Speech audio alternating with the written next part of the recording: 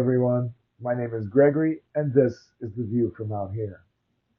You know, sometimes I think that Donald Trump is under the impression that he's actually producing a reality show and his cabinet are the contestants. I mean, it makes a lot of sense. His biggest and most public success was Celebrity Apprentice. We know certain things about Donald Trump. He knows how to promote things. He's a skilled manipulator of the press. He's been using them for the last 50 years to build what is arguably the most recognizable brand in the world. Donald Trump is the original gangster of influencers, and he owes a lot of that fame to Celebrity Apprentice. The biggest reason that he was even a candidate for president is because of name recognition. Everybody knows his brand. Success. The finest, most expensive, and opulent version of everything. The guy takes a dump on a gold toilet, for crying out loud. He's a businessman, and he has created a brand that says he's a wildly successful businessman. What does a businessman actually do? Well, he sells things. He notices what people really want or need, and he goes to work figuring out how to make money, giving it to them. A successful businessman sees opportunity where others might see barriers. Donald Trump knows that everybody wants to be rich and successful and have more money than you know what to do with, because money equals freedom.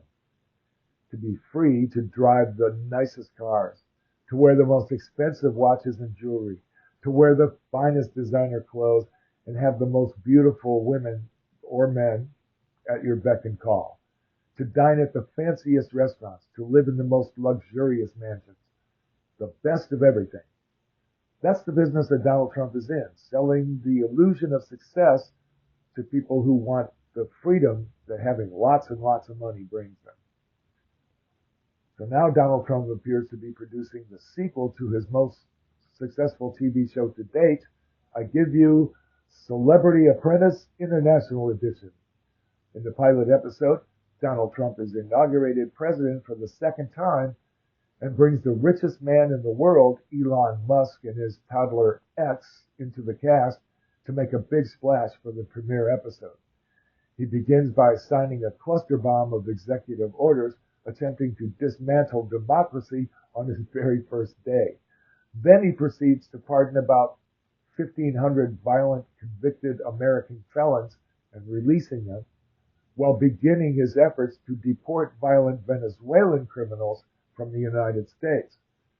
I guess the Trump regime wants to ensure that violent criminals operating in the United States are all made in America, unlike the various swag that the president sells. Next, he begins hiring C-list celebrities from the MAGA Republican Party, failed presidential candidates, and minor league Fox News personalities to fill out his cabinet and the White House staff.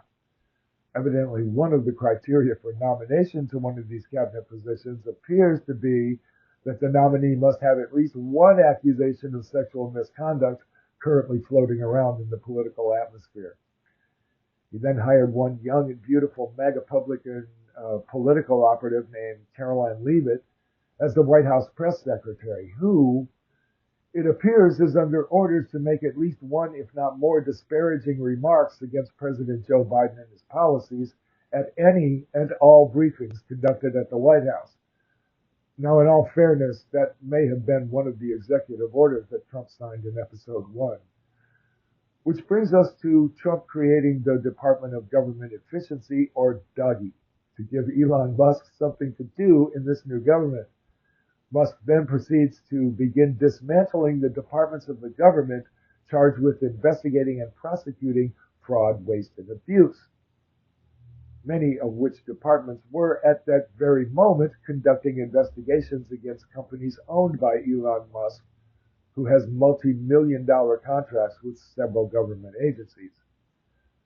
In episode 2, Donald Trump and Vice President J.D. Vance invite Ukrainian President Vladimir Zelensky to the White House. Zelensky, as you know, is currently defending his country against Russian aggression. And Donald Trump's response was to accuse Zelensky of attacking Russia. During that Oval Office meeting, J.D. and Trump accused Zelensky of not being grateful enough and having the unmitigated gall to appear with Kamala Harris at a campaign rally.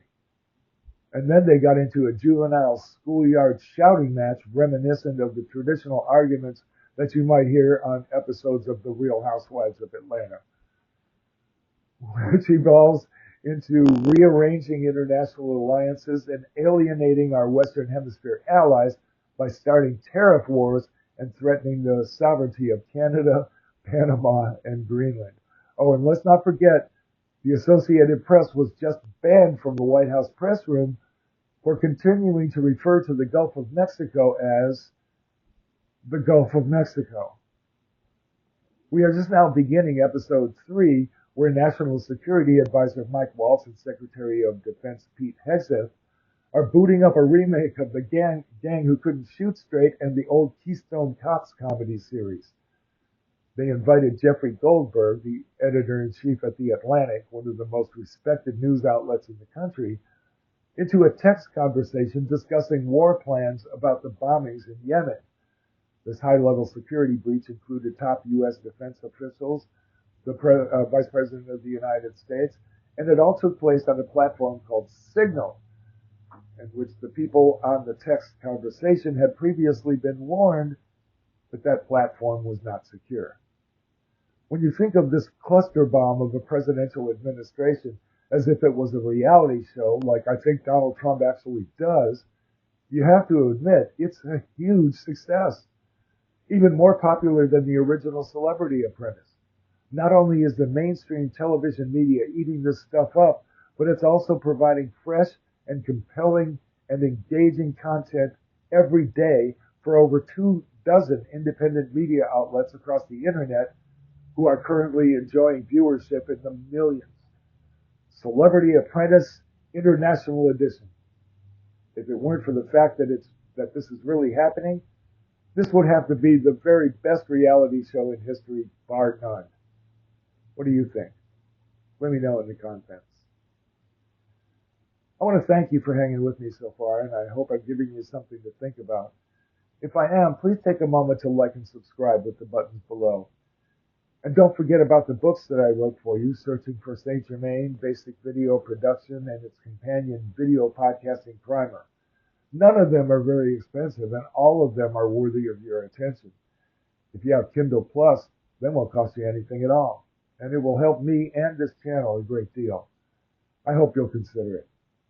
You'll find links for all of these in the comments sections below, along with some other stuff that I think is worthy of your attention. There are links to all of that right down there. Have a look. Meanwhile, my name is Gregory, and this has been The View from Out Here. Much love.